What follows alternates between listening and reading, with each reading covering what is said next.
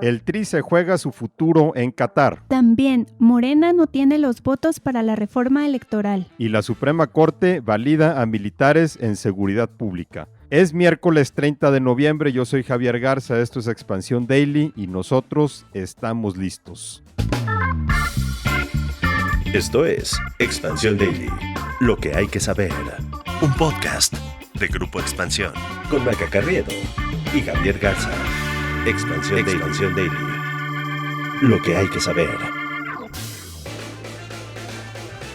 Un nuevo movimiento en la alineación de la Expansión Daily porque Maca Carriedo se encuentra todavía en la banca, sigue de vacaciones y le damos la bienvenida a Ivette Rodríguez. Ivette, buenos días. Hola, buenos días, ¿cómo estás? Pues aquí entrando con toda la información, esperando que ya den la 1 de la tarde para ponerle los ojos al juego de México contra Arabia Saudita. Oye, yo estoy igual, estoy a la expectativa pues de qué va a pasar en este grupo C, ¿no? Que es el grupo en el que participa México junto con Arabia Saudita, Polonia y Argentina, porque nada está decidido, o esa es la sensación que tengo yo. No, de hecho, nada está decidido y aquí estamos como el meme ese del cuate que está haciendo todas las ecuaciones, buscando todos los escenarios para calcular si México pasa a octavos de final. Básicamente tiene que ganarle México a Arabia Saudita. Si Polonia le gana a Argentina y México le gana a Arabia Saudita, no importa el marcador. Si Argentina le gana a Polonia, México le tiene que ganar a Arabia Saudita por cierta cantidad de goles para que la diferencia lo ponga por encima de Polonia.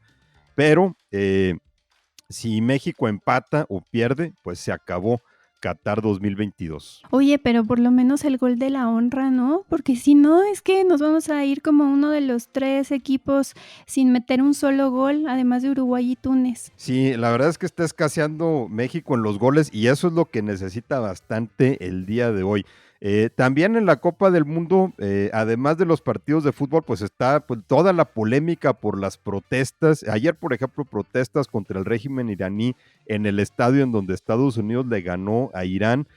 También esta invasión que hizo a la cancha una persona con una bandera arcoíris del movimiento LGBT en el partido Portugal-Uruguay. Había sido detenido este hombre identificado como Mario Ferri. Se esperaba que el régimen catarí le diera 6 meses de cárcel por esta manifestación, pero ya fue liberado sin consecuencias. Al parecer, pues se apiadaron de él porque no la iba a pasar nada bien. Y no es la primera vez que Ferri realiza una protesta durante un mundial. De hecho, en el Mundial de Brasil en 2014, también entró a la cancha donde se disputaba el partido entre Bélgica y Estados Unidos con una camiseta que llevaba inscripciones de "Salven a los niños de las favelas" y "Ciro vive", pues esto en alusión a un aficionado del Nápoles que había fallecido recientemente. Le gustan las protestas a este cuate y también la Copa del Mundo se presta para este tipo de manifestaciones. Pero Ivette, ¿te parece que entremos a la información? Porque ayer estuvo muy movida la Cámara de Diputados ya cuando entró al Pleno la iniciativa de reforma electoral que tuvo que ser aplazada, que simple y sencillamente Morena no cuenta con los votos para aprobarla. Ignacio Mier, el coordinador de los diputados de Morena, dijo que la discusión de la reforma electoral en el Pleno se va a posponer hasta el 6 de diciembre. Sí, esto es, pues no sé, una especie de revés para esta reforma con la que el presidente López Obrador pues tenía metas muy ambiciosas, ¿no? O sea, una de ellas era, por ejemplo, desaparecer a los 200 legisladores plurinominales, o sea, aquellos que no son elegidos por mayoría relativa, también que los consejeros del INE y los magistrados del Tribunal Electoral fueran elegidos mediante voto popular y que se redujera el presupuesto para partidos políticos, que no sé cómo veas tú, o sea, esta última a mí no me parece tan mal, creo que las dos primeras son un poco peligrosas porque entonces ponen al partido en turno, digamos al popular, al que está de moda, ¿no? Le dan más poder y creo que eso es lo peligroso, pero bueno, se pospone la discusión y aún así el presidente pues ya está preparando un plan B. La propuesta se ha enfocado, la polémica se ha enfocado más bien en qué va a pasar con el INE, ¿no? Prácticamente la destitución de todos los consejeros, la elección directa de un grupo nuevo, ¿no? Para dirigir el INE, se ve esto como un debilitamiento. La reforma sobre la elección de diputados y senadores, en realidad no desaparecen los plurinominales, hace a todos electos de representación proporcional por este sistema de listas que tendrán que ser votados.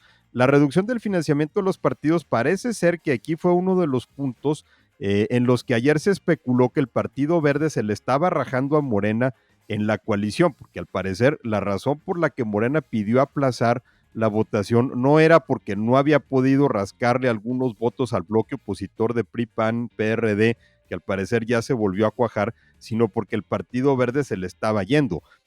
Por la tarde, el coordinador de los diputados de Morena, Ignacio Mier, se tomó una foto con el líder de los diputados del Verde, Alberto Puente, y salieron a desmentir que no había fracturas, pero de todas formas a Morena le están faltando 58 votos del bloque opositor para tener la mayoría calificada de los 334 votos.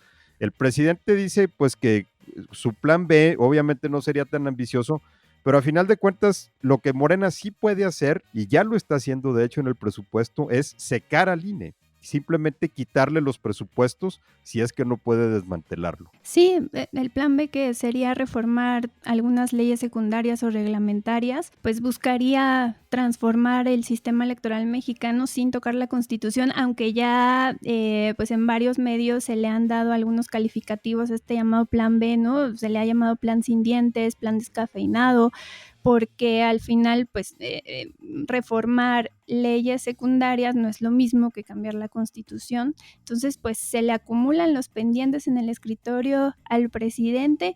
Otro que tiene por ahí pues es esclarecer el paradero de la Barbie, y no hablamos de la muñeca rubia, sino del narcotraficante, uno de los operadores más poderosos del cártel de Sinaloa y también de los Beltrán Leiva. Así es, el presidente ayer se refirió a lo que comentábamos también en la edición de ayer del Daily, este reporte de que Edgar Valdés Villarreal, alias La Barbie, ya no estaba bajo la custodia del Buró de Prisiones de Estados Unidos, o sea, básicamente que ya no era huésped del sistema penitenciario de Estados Unidos. El presidente dijo que ya le había solicitado información a Estados Unidos para conocer cuál es el estatus legal del capo, que había sido detenido en México en 2010, extraditado a Estados Unidos en 2015, ahí sentenciado a 49 años de prisión. El canciller Marcelo Ebrard dijo por la tarde que las autoridades de Estados Unidos ya le habían respondido y le habían dicho que la Barbie sigue bajo su custodia, bajo la custodia del gobierno de Estados Unidos. Sí, así es, o sea, hubo como un momento de especulación, ¿no? En donde no aparecía el narcotraficante y de pronto surgían como varias teorías. Por ejemplo, se decía que a lo mejor podría estar participando como testigo en algún caso criminal, o que formara parte de algún programa de protección de testigos, incluso pues, que se hubiese escapado, ¿no? Porque en realidad cumple o termina su condena en 2065, luego de que en 2016 se declaró culpable de conspirar para traficar cocaína, conspirar para importar pues el polvo blanco y también de lavado de dinero, y por eso tuvo una sentencia de 49 años. Ahora, la declaración del gobierno de Estados Unidos a la Cancillería está muy matizada, porque el gobierno de Estados Unidos simplemente dice que la Barbie sigue bajo su custodia, o sea, bajo la custodia del gobierno, pero ese término de custodia no significa exclusivamente la del Buró de Prisiones, ¿no? Que es a lo que se refiere la nota que salió originalmente en el portal Borderland Beats. O sea, simplemente la nota decía, no está bajo custodia del Buró de Prisiones, porque la Barbie ya no estaba en la base de datos del sistema penitenciario, pero también puede estar bajo custodia del servicio de alguaciles, los llamados marshals, que son justamente los que se encargan, entre otras cosas, de proteger a los testigos protegidos. O sea que la Barbie pudo haber entrado a ese programa a soltar algo de sopa seguramente. Entonces, cuando el gobierno de Estados Unidos dice, pues sí, sigue bajo nuestra custodia, nada más que no están diciendo bajo la de cuál agencia o la de cuál dependencia. Y hablando de temas de seguridad, pues ayer también hubo movimiento en la Suprema Corte de Justicia. Así es, Ivette, el Pleno de la Suprema Corte validó por mayoría de 8 votos contra 3 el acuerdo del Ejecutivo Federal que faculta a las Fuerzas Armadas a participar en tareas de seguridad y rechazó que eso signifique que están normalizando la militarización del país, simplemente están diciendo que ese acuerdo se hizo conforme a la ley. Y esto ocurrió luego de una controversia constitucional interpuesta por Laura Rojas, expresidenta de la Cámara de Diputados, en donde buscaba ver si el presidente no había invalidado las competencias del Poder Legislativo al emitir este acuerdo con el que se busca disponer de las Fuerzas Armadas para que puedan llevar a cabo tareas de seguridad pública. Sí, ese fue un acuerdo que había emitido el presidente el 11 de mayo de 2020, que había avalado en su momento el Congreso de la Unión, que también estaba, pues, digamos, puesto bajo el amparo de esta reforma constitucional que se había hecho para validar la participación de militares en seguridad pública. La ministra Margarita Ríos Farjat, que fue la que presentó el proyecto, dijo que ese acuerdo permite que las tareas desplegadas por los militares en labor de seguridad pública se desarrollen en un estado de legalidad y no de hecho. Y aquí lo importante de señalar es que la Corte no necesariamente está diciendo que la seguridad pública debe ser militarizada o no, o si eso está bien o mal. Simplemente está diciendo en que la forma en que se hicieron los procedimientos en el Poder Ejecutivo y en el Legislativo es la correcta. Como también, pues después, cuando se hizo la reforma constitucional para extender el plazo de la presencia de militares en seguridad pública hasta 2028, pues de alguna manera le dio un cobijo legal a este acuerdo del presidente. Y esa aclaración la hizo el ministro presidente Arturo Saldívar, que fue uno de los 8 que votó a favor y que justo aclaró que a la Suprema Corte, bueno, al Pleno de la Suprema Corte no le compete determinar si deben o no utilizarse las Fuerzas Armadas en tareas de seguridad pública o cómo debe enfrentarse el crimen organizado, ¿no? Que ellos prácticamente solamente, digamos que son la ventanilla que revisa que las cosas estén bien hechas, o sea, la forma más no el fondo. Así es, y en eso sí fueron muy enfáticos los ministros que votaron a favor de este proyecto. Algunos de los que votaron en contra, y me llamó la atención que uno de ellos fue el ministro Juan Luis González Alcántara, quien fue nombrado por el propio presidente López Obrador, y él sí le entró a calificar el uso de las Fuerzas Armadas en seguridad pública y a juzgar su conveniencia. Y dijo el ministro González Alcántara que la participación de las Fuerzas Armadas en seguridad no debe ser una política pública y que debe limitarse a situaciones excepcionales. Pero a final de cuentas, pues la mayoría de los ministros dijo que su rol era más bien acotado y que solamente se iban a dedicar a ver si el Ejecutivo y el Legislativo habían hecho su tarea. Así es. Y bueno, en un tema un poco ajeno a reformas, hubo un incendio en Holbox que deja un lesionado y decenas de habitaciones quemadas. Y esto fue porque hubo un incendio que se propagó tras la explosión de un tanque de gas. Y lo curioso de esto, bueno, yo ya no sé si llorar o reír, es que no había una estación de bomberos en Holbox que pudiera atender la emergencia. Creo que ese es el punto importante de esta nota, digo, no el incendio en sí, ¿no? Finalmente de esos hay muchos, ¿no? Sino más bien la carencia de una estación de bomberos en un destino turístico cuyo crecimiento ha explotado en los últimos años, ¿no? Y que es como una especie de ilustración sobre cómo hay una falta total de planeación en este tipo de lugares cuando se le están viniendo encima los turistas, ¿no? Y entonces, como se ha visto durante años que se han denunciado en varios lugares y se ha expuesto en varios reportajes, cómo esta isla de Holbox está cayendo, pues ya presa de la devastación de los ecosistemas de la isla por el aumento del turismo, del aumento en la generación de basura, de la contaminación del agua. Y entonces por eso llama la atención cómo a nadie se le ocurrió poner una estación de bomberos en un lugar en donde el turismo ha crecido exponencialmente y que aparte está en una isla. Sí, y tuvo que llegar ayuda, o sea, bomberos de la ciudad de Cancún y de Playa del Carmen, pero bueno, eso no permitió que hubiera una acción inmediata y bueno, se reportaron daños en al menos 2 hoteles, además de un restaurante y pues desafortunadamente una persona que resultó herida, aunque parece ser que no fue de gravedad.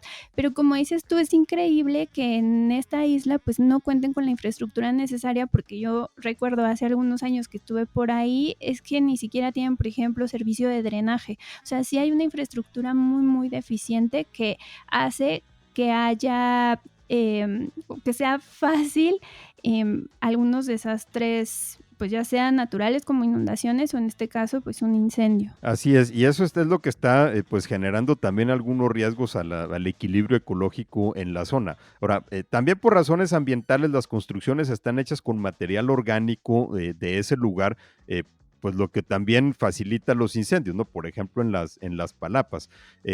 Sin embargo, pues Holbox es un lugar que, por ejemplo, hace 10 años tenía 1,500 habitantes y era una pequeña comunidad donde llegaban pues unos cuantos turistas. Ahora tiene 8,000 habitantes con una afluencia de más de 2,000 turistas diarios en promedio. O sea, Holbox agrega cada día una cuarta parte más de su población. Hay temporadas en que pueden llegar hasta 10,000 turistas, ¿no? Hace 5 años había unos 80 hoteles, ahora hay 140. Entonces, todo este crecimiento nunca fue acompañado de una debida planeación y pues ni esperanzas de que lleguen rápido los bomberos. Si los que llegaron fueron de Cancún, que está a más de 100 kilómetros de distancia. Sí, claro. Es que eso casi podríamos decir que parece falso, pero es real, ¿no? Eso pudiéramos decirlo. La verdad que un destino turístico ya de esa importancia no tenga ni una estación de bomberos, le competía un poco a esta nota a continuación de la trampa en la que cayó el expresidente Vicente Fox. Parece falso, pero es real. Y es que el expresidente Fox se convirtió en tendencia después de que acusó nepotismo al presidente López Obrador por supuestamente haber colocado a uno de sus familiares en un cargo público. Sin embargo, al expresidente le faltó barrio para darse cuenta que el familiar, entre comillas, en cuestión, era en realidad un actor del cine para adultos y todo se trataba de un meme. Así es, y es que este posteo realizado por un usuario de Twitter llamado El Toro fue rápidamente reposteado en la red social del presidente con la frase: esta familia no para de destrozar a nuestro país, una tontería más, y pues que se le van encima. Así es, el texto de la publicación original decía que la persona de la foto era un sobrino de López Obrador que recién había sido nombrado subdirector de comunicaciones y transportes. Yo creo que ese puesto ni existe, sin tener estudios de preparatoria. Y obviamente le llovieron las burlas de inmediato al expresidente porque resulta que el tipo de la foto era un actor del cine porno, un actor que se hace llamar Jordi el Niño Polla, que es un gran apodo, pero el expresidente al parecer no lo sabía. Obviamente se le fueron encima y también deja mucho que desear el juicio con el que el presidente navega las redes sociales, ¿no? Y consume contenidos porque no las pasa por un filtro. Sí, justo. Es que eso es lo que yo todo el tiempo le digo a las personas cercanas que de pronto me llegan a compartir una noticia y me dicen: mira, ¿ya te enteraste que pasó eso? Y yo, pues por la formación, ¿no? Pregunto, ¿cuál es la fuente? Me dicen: no, me lo compartió mi comadre tal por WhatsApp. Y pues algo así ya le estaba pasando al expresidente Fox, pero bueno, pues para consuelo suyo, él no es el primero en caer pues en un fake news. En 2018 el entonces diputado Sergio Mayer también pidió apoyo para un supuesto joven mexicano que se había ganado una beca en Harvard y ¿qué crees? Era la misma foto. Sí, este cuate Jordi al parecer es cliente frecuente de ese tipo de memes y han causado hilaridad en varios lados. Finalmente Fox borró su publicación, pero pues ya era demasiado tarde porque sabemos que los pantallazos pues son mortales.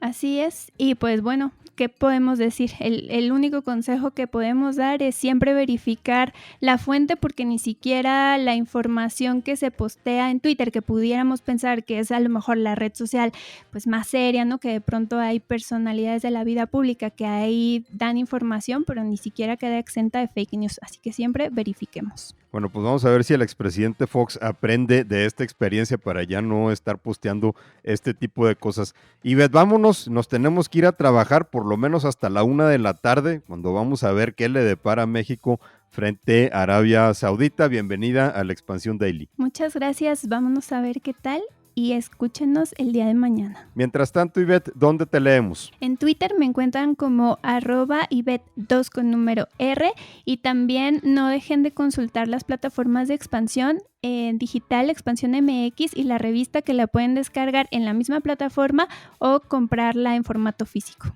Y a mí me encuentran en Twitter y en Instagram en @jagarzarramos. El Daily está en todas las plataformas, está en Spotify, en Apple Podcast, en Amazon Music, en Google, en donde quieran, ahí nos encuentran, ahí nos pueden dar 5 estrellitas. Y Beth, que tengas un gran día, que todos tengamos un gran día. Ojalá le vaya bien a México y ya nos escuchamos mañana. Esto fue Expansión Daily, un podcast de Grupo Expansión, con Maca Carriedo y Javier Garza. Este episodio llega a ti gracias a rss.com, el podcasting hecho simple.